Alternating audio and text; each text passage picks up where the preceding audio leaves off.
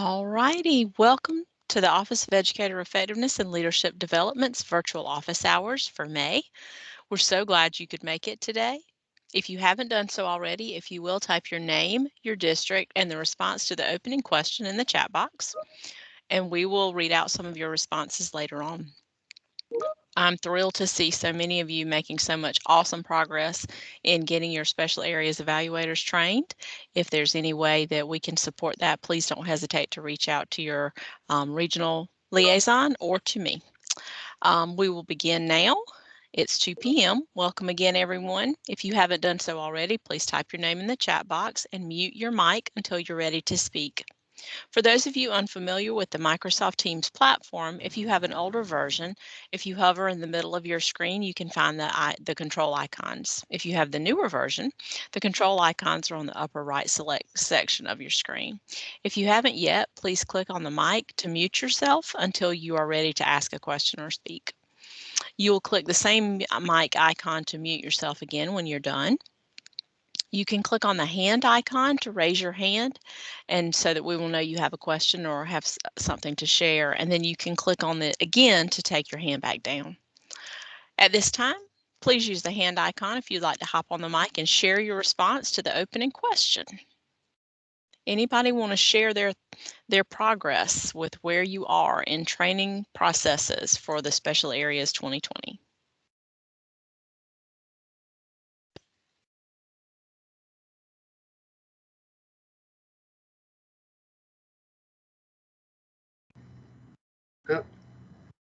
I see a hand out there, but I'll be happy to go as well. Go ahead, Daniel. Okay, I just didn't want to step in front of Melanie. I see Melanie's hand is up there as well. And you already helped a lot with it with Faye, and I appreciate your support. We were one of the pilot districts. We didn't pilot everyone. We just piloted induction. So it didn't give us extensive knowledge, but it was surprisingly a lot of knowledge that we did gain from it. And so we already had some people trained. So since then, regarding the training, I have created a little support document that kind of parallels and links in the support documents you all have. And kind of just telling them, like, you need to do this, then you need to email me, and then I write back, once they registered in the Moodle, then I add the courses, which again, with Faye's help, I figured out how to do it really quickly. Typing in into that search bar of the name works real fast. So that was a plus. Thank you. And then so I can add them in seconds. And I'm working in a district, just for everyone out there, that I'm probably going to have hundreds of people trained over the next months on this. And so I've created in a very efficient way that I can monitor it. And I also created a little spreadsheet database so I can start tracking who my peer evaluators will be, because we need those teachers and, speech therapists and librarians and counselors to be the peer evaluators. So that's kind of about where we're at. But so far it's been very smooth. And some people are knocking them out in about 3 to 4 hours, just as it says, maybe even less. Okay, awesome. Thanks, Daniel. Melanie, or was it Megan? I can't remember which. I can't see it. Melanie. It was Melanie. I'm sorry. Come on and tell us what you. Okay. So we're in District 5. We're just trucking through very much like Daniel's doing. We have developed just a very organized system to make sure that we have not only all of our administrators have been offered the training. Our goal is by the end of the year to have at least one administrator in every school that can do one of those evaluations, in addition to the peer evaluators that we have for those specialized evaluations. So we're doing great. It's much easier than I thought. And our goal is just by the middle of summer to make sure we have evaluators available in every school for each of those. Awesome. Thank you so much. Anyone else? Beverly, if I can add in maybe one more question, kind of for the whole. One of the decisions that we made here locally, and it's just something that we were sort of working on, but I think we might be a little bit committed to, is because we recognize that in these 3 special areas, most predominantly with the elementary schools, the peer evaluator is likely not going to be on their staff. So we're sort of going to kind of make it a general protocol. So we have intentional consistency that we're going to recommend that the peer evaluator almost always be outside of the school. When you get guidance counselors, there may be 4 or 5 guidance counselors at a high school, maybe more, or you may even get a couple speech teachers at one elementary school. But not to put those people in a role to evaluate their peer. It's a little different than with teachers, because teachers you have a much bigger body to select from within your school. So we were going to kind of make that this understanding, as in, yes, the peer evaluator will also. Okay. Dr. Warren, you have your hand up. First, I want to thank Beverly for all of her help that she gave me. But we looked at ours a little differently. What we did, we just wanted to get the people certified that needed to be certified for right now. We got the guidance counselors, because I have those up for reevaluations. So we are also looking at every administrator at that school, the principal and assistant principal, just in case something happens and the principal is not able to do the evaluation. But we have the mic thing was off. I mean, the speaker thing was off. Can you hear me? Yes, ma'am, we can hear you. Somebody else doesn't have their mic muted, but we can hear you. Okay. We have everybody registered except one person. We really won't need a media specialist, but we have someone at the district level who wanted to take that, and I have given her the information. I don't think she's registered yet, but we will have someone certified in every area by July 1st. That's awesome, and thank you for those kind words. I'm happy to help. Anyone else? Last minute thoughts before we start our webinar for May. It's hard to believe we're already in May. Or at least it is for me. Some of y'all may feel like we're in May 2.0. Okay, well, we're going to move on. Today's agenda. We're going to talk about special areas. That's what we're going to dive into first. And we're going to start with an overview and move into the role of the SAMs, some training opportunities that are upcoming, orientations, reminders, and just some special areas tips. Then we're going to go back over some ADEPT reminders for this time of year and SC lead tips. And then we're going to have time for questions at the end, of course. So we will get started. Before we get into any of that, however, we would be remiss if we did not recognize that this is National Teacher Appreciation Week. And before we get started with any other business, we need to get business started with thanking you. So we want to send a huge shout out and a virtual hug to all of the fantastic teachers in all of your districts, and it is our honor and privilege to support you as you support those teachers. Especially during these tumultuous times, we want to acknowledge how much our South Carolina educators have grown and have risen to the challenge of providing our students with a world-class instruction during these unprecedented times. So thank you from the bottom of our hearts. I think most of us in the office have teacher hearts anyway, and so it touches our hearts to see how you all support your teachers and how hard they are working. So thank you, thank you, thank you. All right, now we're going to kick things off.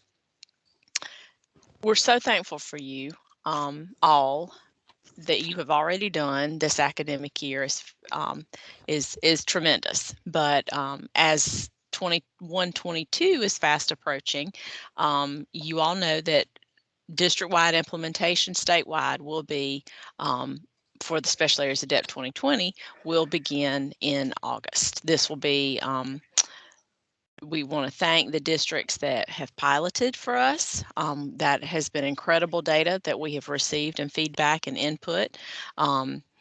It's been a pleasure working with those pilot districts to fine-hone this program for everyone in the state. And so we will be taking the Special Areas Evaluation Instruments, the guidelines, and the cut scores to the board in June.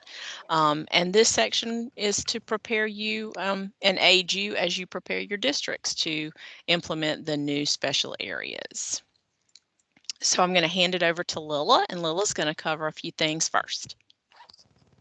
Thanks so much, Beverly. As Beverly just mentioned, this year we've been fortunate enough to have some districts piloting, and I really appreciate both for districts that were piloting and not piloting, just sharing your strategies at the beginning of the hour. That's why these sessions exist, to help you solve practical problems.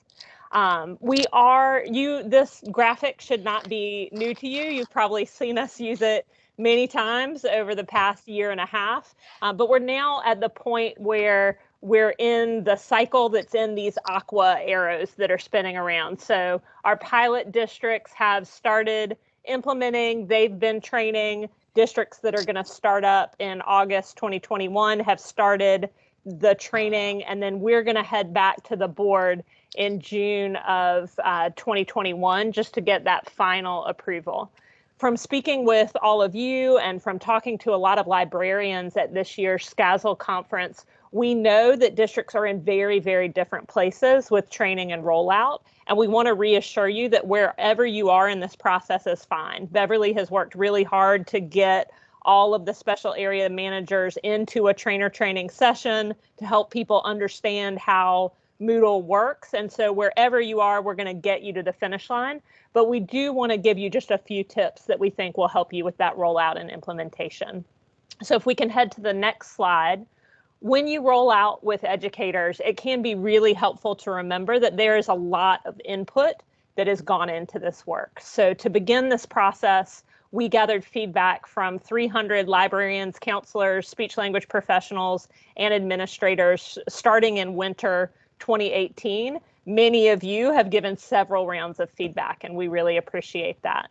We did start meeting with advisory groups in summer and fall of 2019, and those participants were very representative of the state organizations for these special area professionals, education preparation programs, HR directors, district area leads, principals, school level evaluators and mentors, and then expert practitioners. And we tried to make sure we had a mix of scheduling as well. So we know we have some librarians on a fixed schedule, some on a flexible schedule. We know scheduling looks really, really different, and roles are really different for counselors, especially in big high schools where they might have all kinds of different roles under one hat. So we tried to take all of that into account. And we also looked at the national models as well as the South Carolina Teaching Standards model. I like to sum up the feedback that we got using the points you see on this slide. First, there was clear consensus we needed to be in alignment with national standards. All of those had updated considerably for all three special areas. There was also a sense that in order to have a growth-focused evaluation that didn't just feel like a checklist, a rubric was needed. And that rubric can also help with that next bullet point, that evaluators often have not served as school counselors, as librarians, as speech language professionals, or even as special ed educators. And so they may not know about those unique roles. And a rubric really helps with that common language. And then finally, we wanted to streamline the process so it was really embedded into conferencing instead of having something like a long range plan that would just sit on the shelf and really was only useful for evaluation purposes. If we check out the next slide, you can see there isn't too much that we're proposing to change in the June guidelines. Another layer of testing that we did to make sure that these evaluation models were meaningful and practical were that we surveyed both people who were involved in our advisory group and people who were evaluating this year inside of SC Lead about their experience. We've had our dedicated education associates out there calling our pilot districts and talking to principals and some of you about what works in SC Lead and what doesn't. And so we will be making some updates to try to streamline some of those forms inside of SC Lead. But we have also included in the guidelines these three revisions that you see on the slide. And one is we've published the rubrics for every special area, or we plan to publish those. The second is we did that editing step of just double checking everything on the rubric matches the sources of evidence. And then we included a range for composite scores and the line between met and not met. You should note, and most of you will probably see this popping up to you, that this line is based on the data gathered this year from special areas evaluations.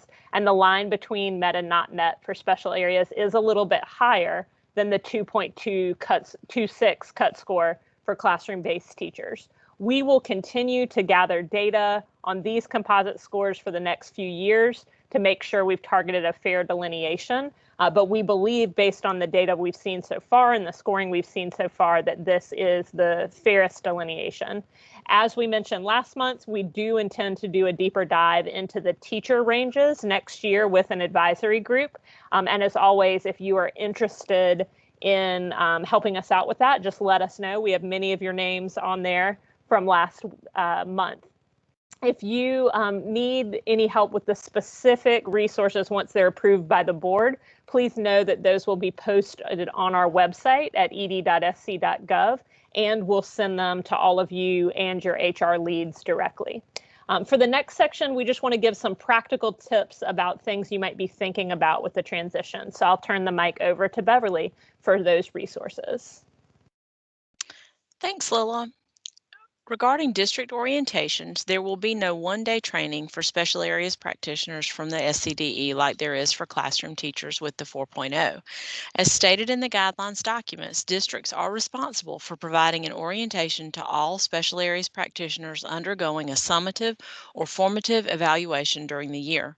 Please refer to your guidelines for specific differences in orientation requirements for each of the contract levels, but in general, this is a limited list of required components that must be included in your district orientations that you will provide to those summative and formative contract levels.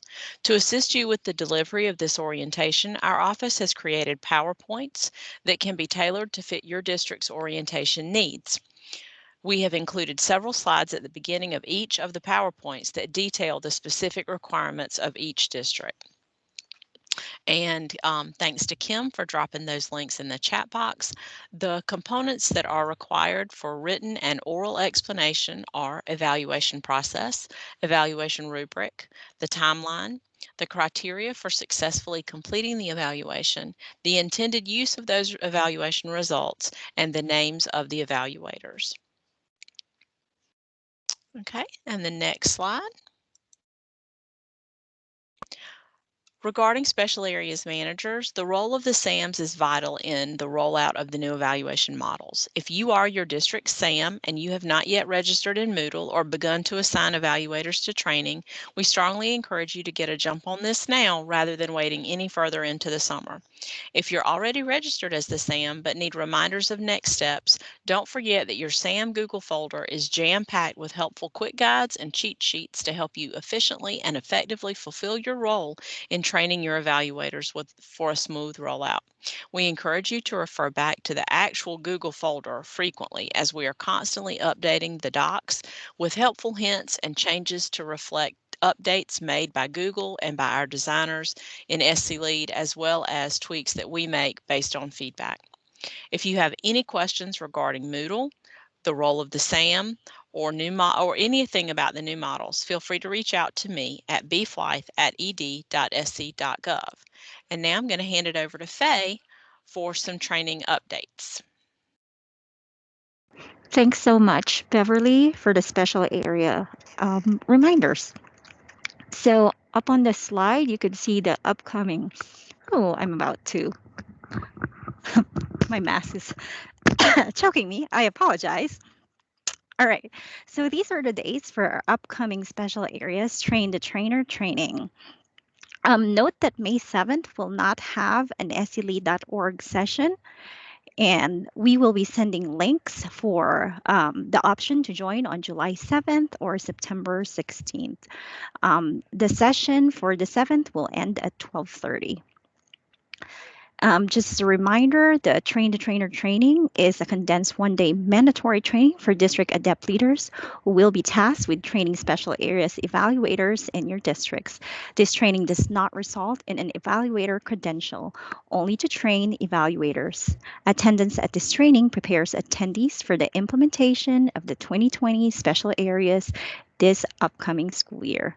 Districts are encouraged to send district leadership teams for collaboration. That's it for me. I am turning the mic over to Rodney Evans. Actually, is it? Okay. We moved me back to the end, Beverly. It was a last minute beans. play. Cool beans. All right. Thank you so much, Faye. Thank you, team. All right. So as you wrap up your evaluations for the year, here are a few ADEPT reminders. Next slide, please. All right. So all districts are required to report evaluation data at the end of the school year, as you already know. The deadline to report evaluation results to the State Department is June 20th, 2021. Mandatory reporting for districts include SLO ratings, if applicable, indicator level ratings, and overall status. Import districts are encouraged to upload evaluation data well ahead of the reporting deadline in order to have time to correct possible import errors.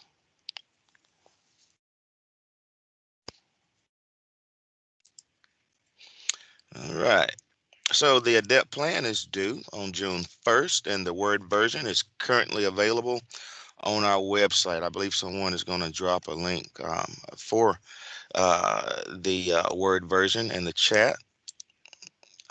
If not, we'll get it to you before the end of our session today. And the SE Lead template should be available very soon. And we will let you know once it is ready. Does anyone have an update on that before I move on the template for SE Lead? Rodney, the ADEPT template is live now. We've got a few little text edits that are going to come through, but it is live.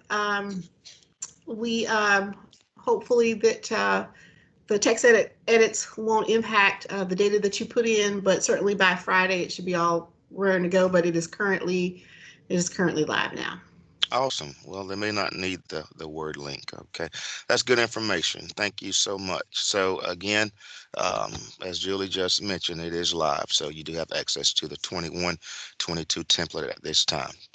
And as far as ADEPT plan updates, template updates, the sections that communicate with settings in SE Lead and are required in statute and regulation, like your district choice measures and continuous improvement reflections, are listed here on the left side of your screen and are still required. For the sections on the right, we will ask you to fill in those sections only if you have updates to those. In particular, please check additional programs to ensure that you are still serving the same programs as last year. For these update only sections, you will complete only if these areas have been changed or been updated since your 2021 ADEPT plan. Again, if your district's response to these areas is the same as 2021, you do not have to complete these areas for the current or for next school year. And we did request an option for you all to be able to click a tab to select the year of your choice. So we're hoping that that will be that feature will be available for you as well.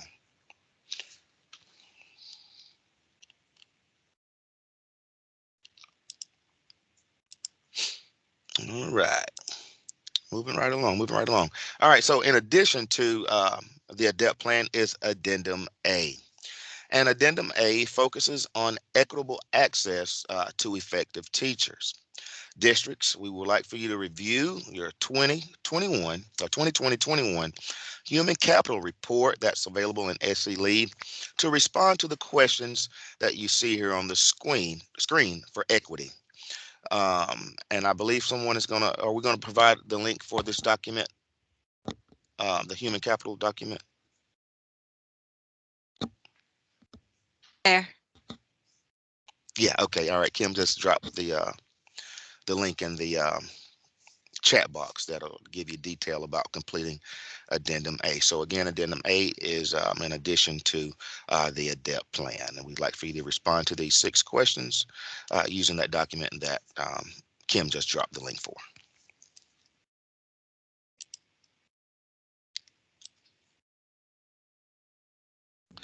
All right. So professional learning opportunities. Many of you have been asking about upcoming trainings that our office will provide. We have released our 2021-22 trainings on our professional learning opportunity webpage. Please register as soon as possible. As you know, these trainings fill quickly. All right, we've already filled up for, I believe, both of our evaluated trainings, the one for July and September.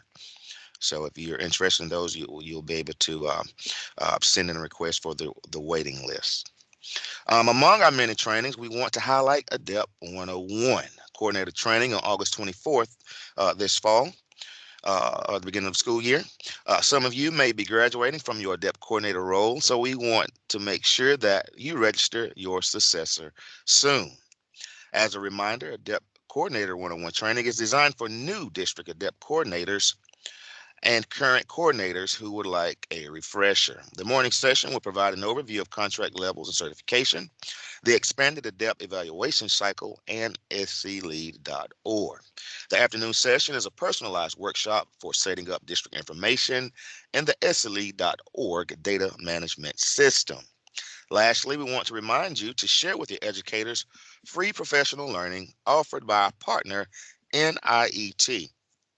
Excuse me. The training series focuses on effective teaching practices in blended and hybrid modalities. Educators will receive a certificate upon completion of the training and documentation of earning for renewal credits.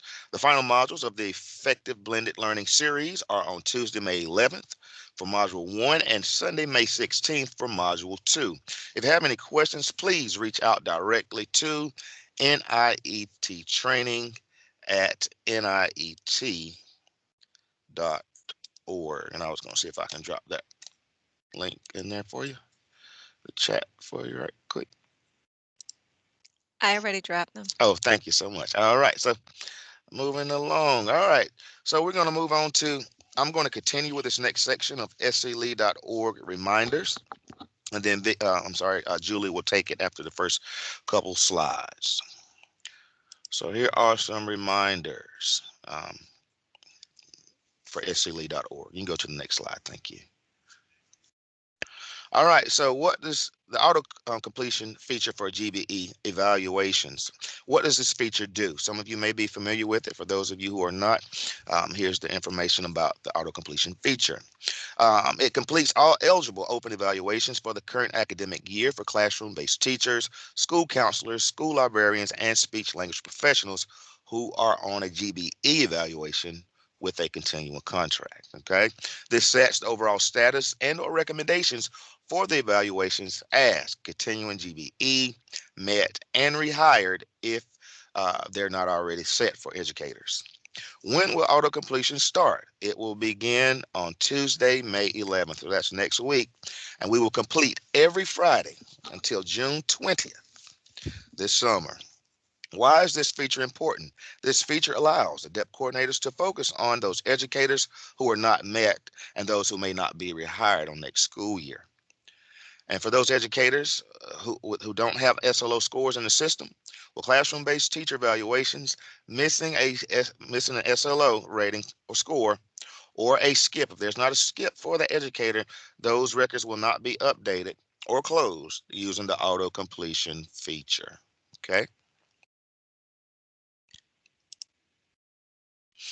All right, so we'll talk about two reports that could be very useful for you at this time of the year. To help facilitate your end of the year closeout, we want to remind you that you have a wealth of data in the ADEPT reports inside of sclead. Here you will see a particular report, the yearly evaluation results detail report. Okay, and this will provide you an at-a-glance view of the SLO rating, the overall evaluation result, and the contract and next year's hire and recommendation for all educators in your district. So again, this is a great report to use. I'm sure most of you are familiar with this report and probably use it. All right, and the other report of particular interest may also be the staff evaluation observation report. This report allows you to count for each educator the number of observations in the system for each educator observed with the SCTS rubric. And as you know, the COVID flexibility that was granted on last year, the guidance requires you to know how many observations are completed in the system for the preliminary and final cycles. Okay, with this report, you can also see at a glance how many observations are in the system for each educator and how many are signed. Okay. This is a reminder. Please be reminded that all evaluators need to sign the consensus form if you are a consensus district. The educator will not be able to see or sign the consensus form until all evaluators have signed. There are cases where the consensus meeting shows complete on the dashboard, but the record cannot be completed because on the results page it is saying that the consensus is incomplete. If this happens, it is more than likely because there is a new evaluator who has been added to the team and a signature is needed from that particular evaluator. Okay. So we're hopeful that seeing this information at a glance will facilitate your end of the year process. I will now turn it over to my colleague, Dr. Julie Hartwell, to finish covering SC Lead updates. Thank you. Thank you, Rodney. Hey, everybody. As a reminder, and you're going to see the screen, we're going to walk through each one of these. As a reminder, you're not going to see updates to the environment domain in SC Lead until this summer. So, we revised some of the indicator titles as well as some text in the descriptors. We have that information and it's going to be uploaded into SC Lead this summer, but you do not see it right now because currently we're operating under the existing rubric. So just because you don't see those changes now, just make sure they're just know that they are coming and will be fully integrated in sclead.org. You'll be able to access the new indicator text in the same places you currently see the indicators, so nothing else will change, just the updated text. Number 2, please be reminded that district or school level administrators must sign each evaluation record and check the complete box on the results page. And that's unless the record is being auto-completed by the system. And so Rodney just talked a little bit about the parameters for that. So remember to complete your evaluations, not to close them, that happens under the settings page, but to complete them, the SC Lead administrator has to sign each evaluation record and complete the box, check the complete box on the results page. Now, some of you have decided to allow school level SC Lead administrators, who are most often the principal, to assist you with completing the evaluations at the end of the year, and that's perfectly fine.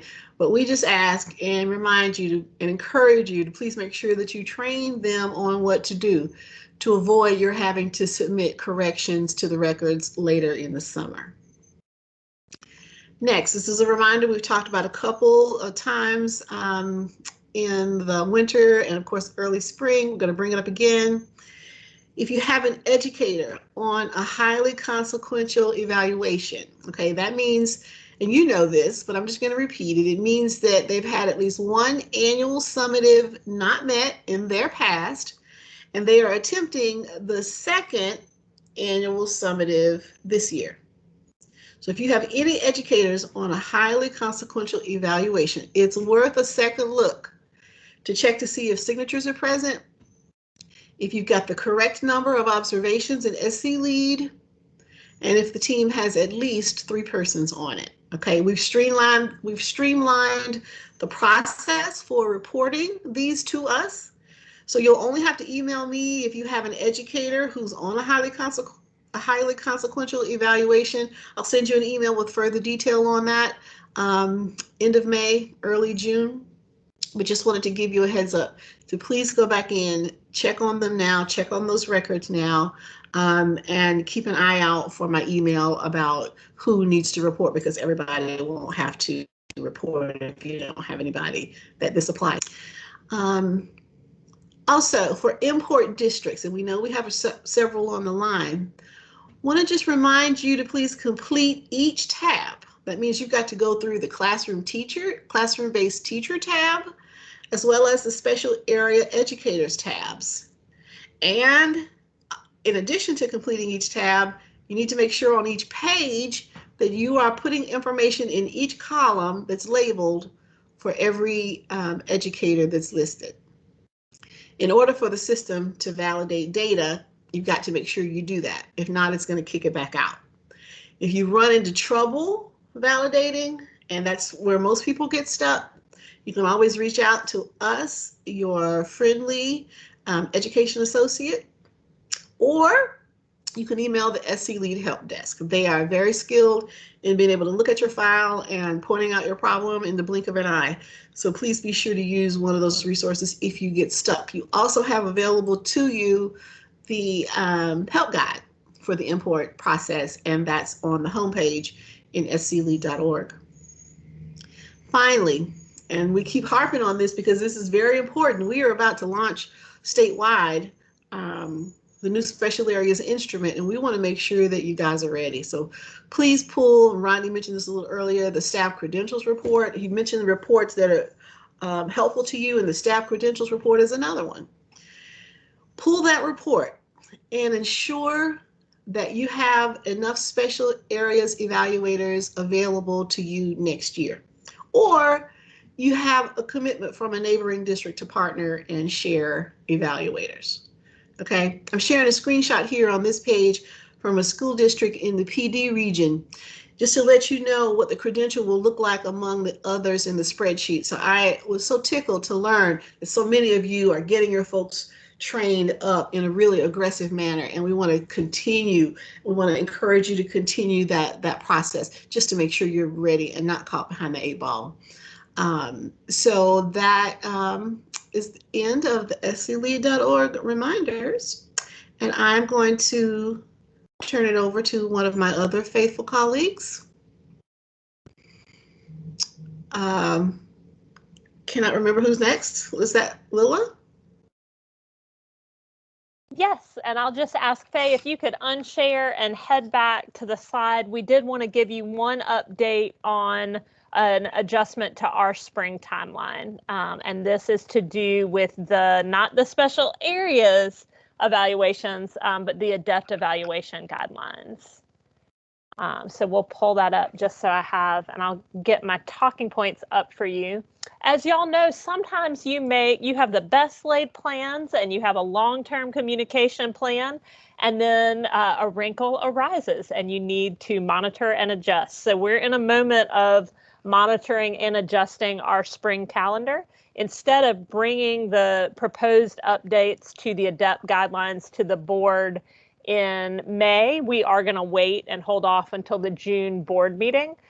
As a result, we will cancel that May 26 webinar that we had planned to have. And instead, what we would like to do, and again, please feel free to put your feedback on this in the chat, is send out a voice recorded PowerPoint, an updated rubric, the updated SLO form to all of you in districts, but also all of the educators who registered for that webinar so that they have it. And then through our statewide teacher organizations, and then again to you, we'll send out a date that will hold just an open office hours in August for any teachers who have questions about those changes, any additional feedback they want to offer.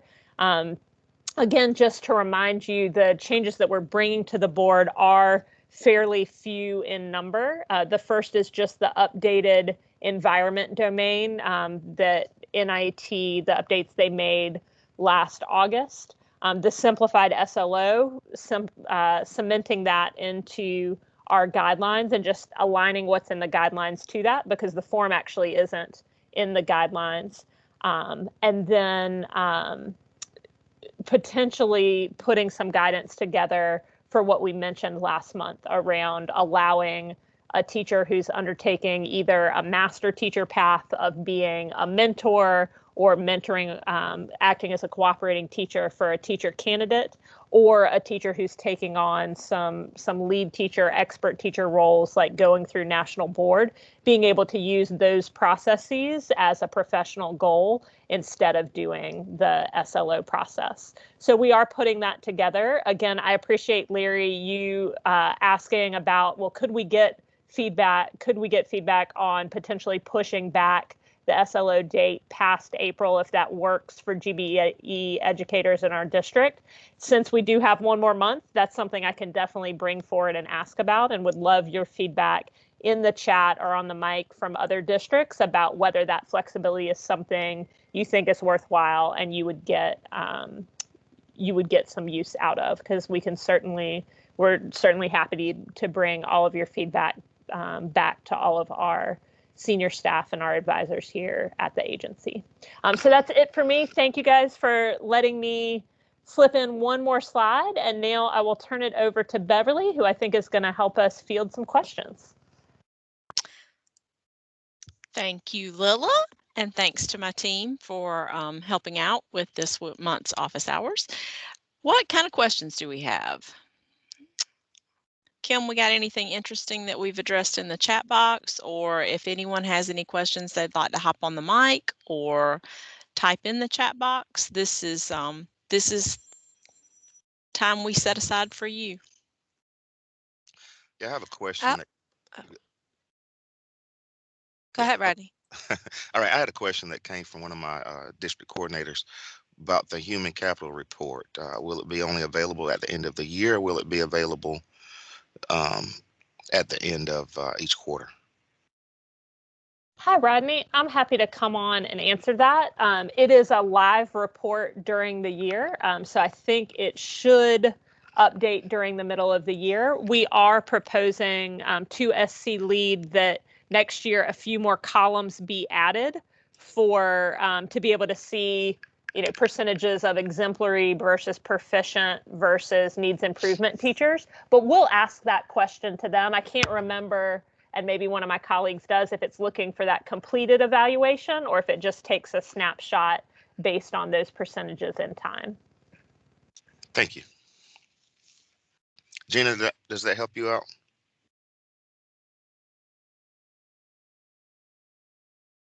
Okay, I'll check in with Gina. Thank you.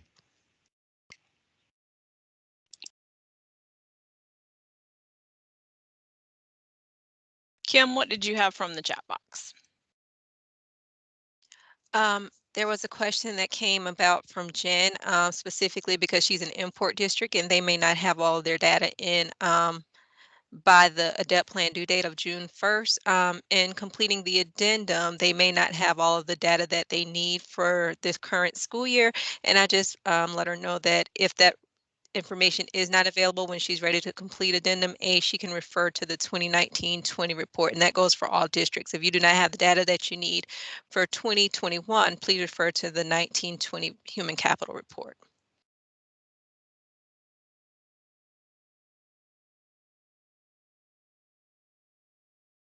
Thanks, Kim. Anyone else have a question?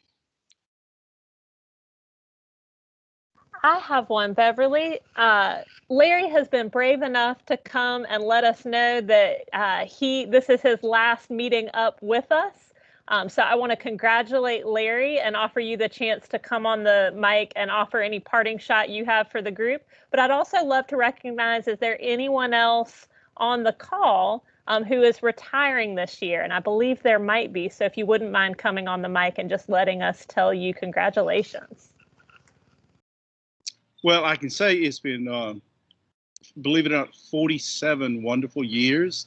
The last 13 in the district office working with y'all, and you've been most helpful, all of you. I've got to send a special shout out to my contact, Faye, who has always been there. And we still have some closing out to do, and we will get it done. And y'all do a wonderful job. I appreciate your support. And yes, this is a live background. I'm at the beach this week, and just the grandchildren come tomorrow. So this is the last little bit of quiet that we'll have. But thank y'all so much, and I've enjoyed it. Larry, you have been such a gift to us and a gift to your colleagues as far as sharing your expertise and the passion you bring to supporting teachers. So thank you. I am going to call out, just because I think she might be here. Dr. Elkins, are you still with us? I know she was signed on earlier. Dr. Elkins in Dillon is also retiring after this year. So I just want to say a huge thanks to Polly. I don't think that SC Lead would exist the way that it does or do the things that it needs to do without Dr. Elkins and her support. So just please send her your greetings and well wishes as well.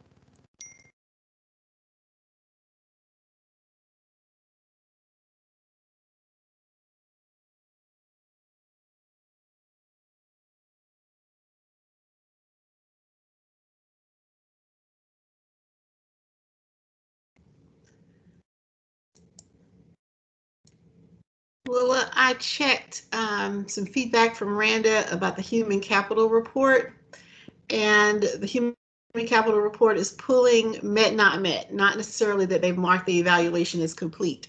So as long as you've got your data in there, that will populate met, not met. That's what it pulls. Thanks, Julie.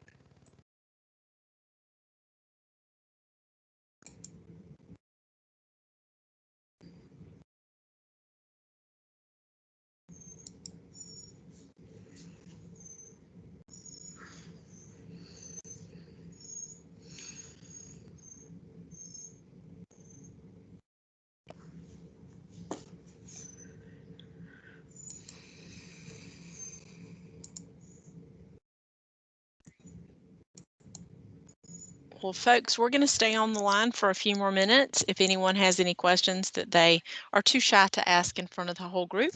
So if not, we certainly appreciate your time today. We appreciate this, this extraordinary experience, this roller coaster we've been on with you for the past year and a couple months, especially.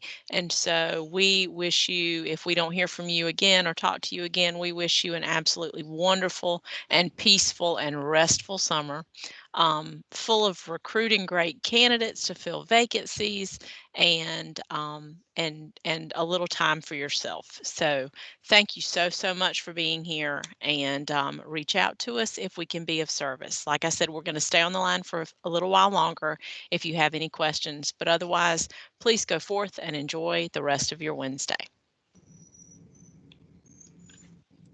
Beverly, I think Miss Sherry has a couple of questions. Hi, can you hear me? Yes, ma'am. Okay. I do have a couple of questions under the SLO tab on SC Lead. If the rating is not put in before the final SLO conference, it still let the principal complete the evaluation and close it out, but the donut is off. So my question is if that's okay. They put the rating in after they sign the conference, I guess.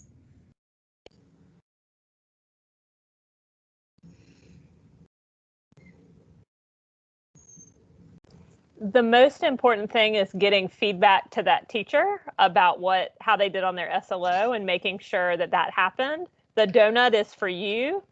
So my perspective is that I'm not worried about it. I think places where it might put you into trouble is if the SLO did have an impact on the overall rating, if it's someone on formative or summative, and that could push them into not met or up into met. If they were not met, you'd probably want to uncomplete and recomplete. But if it's not one of those cases, Julie, correct me if I'm wrong, I don't think it's going to get in our way.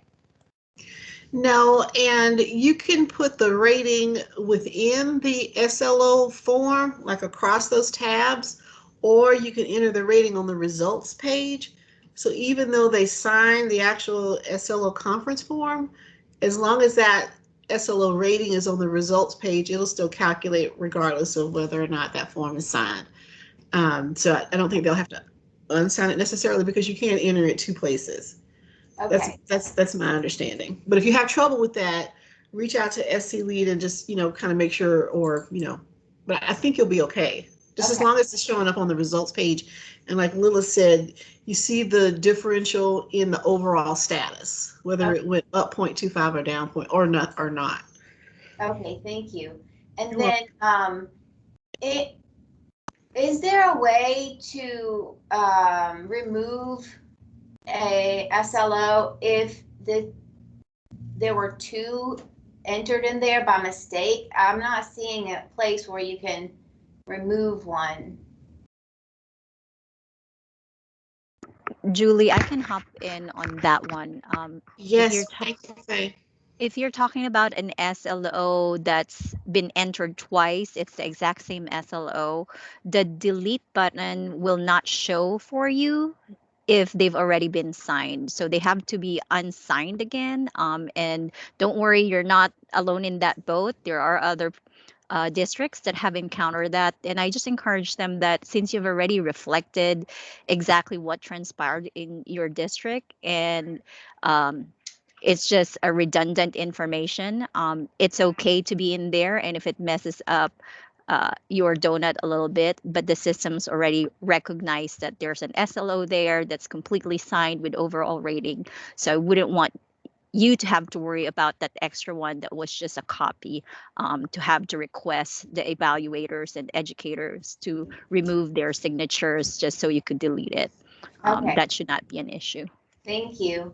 And then You're welcome. I guess something happened whenever recently they did a PCS check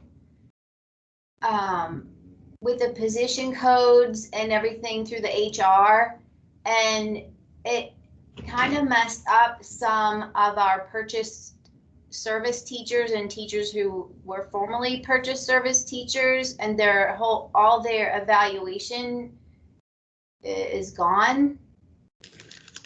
So I didn't know if anyone else had that issue, but some weird things happened whenever they just did that checkup with PCS.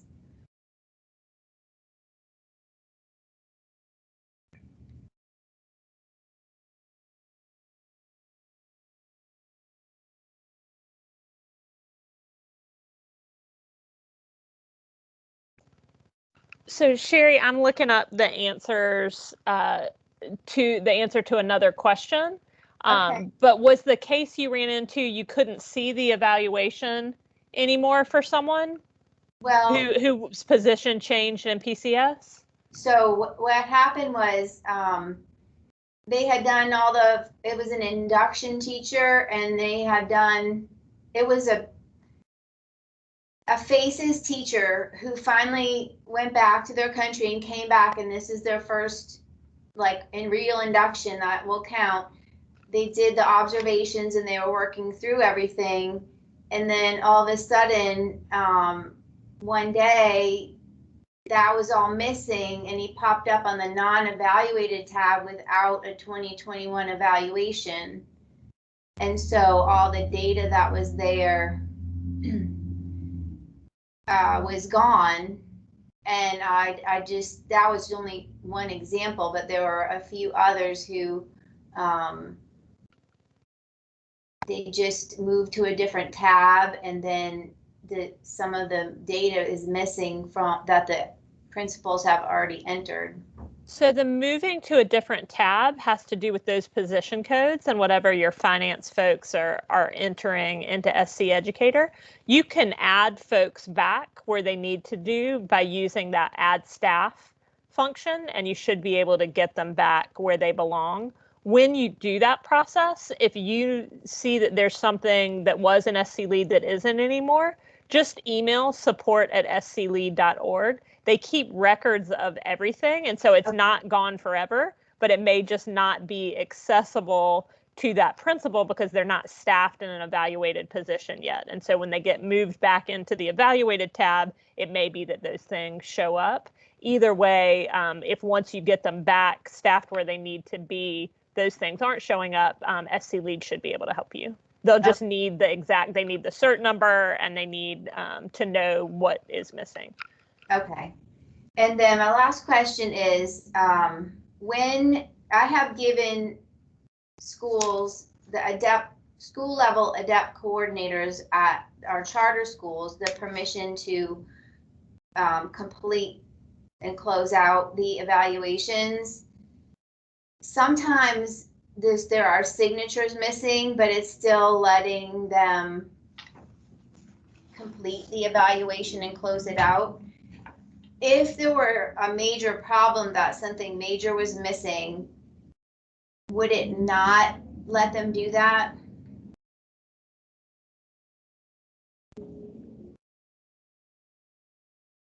Let's say it was someone on summative and one of the evaluations was not done, it would not let them proceed with closing that out, right?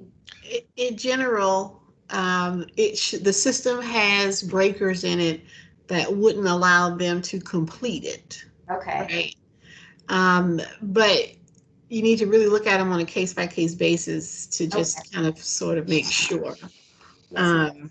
But yeah, by and large, you can't complete if you're missing evaluations or the district administrator hasn't signed. It won't let you complete to fill out that last seat bubble. Okay. But that's in general now. I don't want to give you that as carte blanche. Hey, don't worry about it. Yeah. Because it could be something happening underneath for one reason. Robbie, I apologize. Oh, no. And I just want to just share, you know, you're aware of that there was some flexibility. So the requirements are going to be a little different this year, you know. Right. Okay. And then so I have given at one of my schools, I gave the permissions to close out the evaluation, but it's not letting that school level person do it. It will only let me do it. Is there some reason why that might be after I already checked off the box for their permission? Can you say if you send me an email, I can look into it for you. Sure. Okay. Thank you. No problem. Rodney, one reason I think that scenario wouldn't work of giving permission to a school would be the person that's trying to do it at the school is either still having a role of assistant principal, or the person doesn't have that administrator box within that staff listing checked off. Okay, that's the case then. That makes sense. Thank you. All right. Thank you. You're welcome. I have a question. If we have retirees, some of them may be coming back and some of them may not be coming back, would it mess up things if we put them all as if they were coming back next year, or would you prefer us not to do that?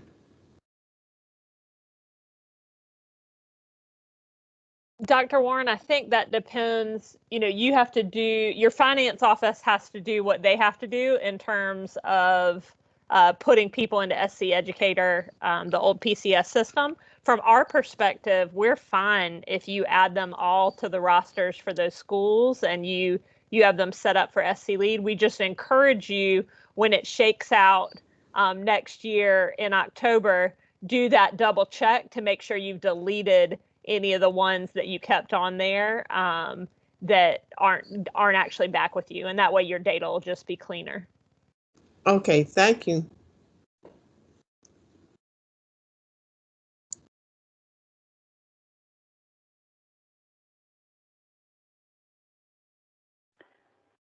Dr. Hartwell, has there been any update for the special area folks who came in with the professional certificate from out of state that we did the summative, being able to waive that second part of the evaluation and getting it closed in SC Lead? Hi, Sharon. Yeah, I mentioned that SC Lead is working on that. That's on our I was going to say bucket list, but that's not the right term. On our check sheet to do.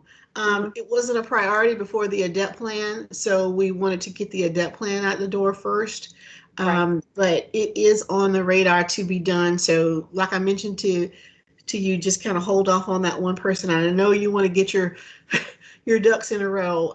So hopefully that's not too many folks that are going to be in that same position. But if you could just hold off until we can get something back to you, but it's 100% on our radar. Okay, great. Thank you. Yes, ma'am.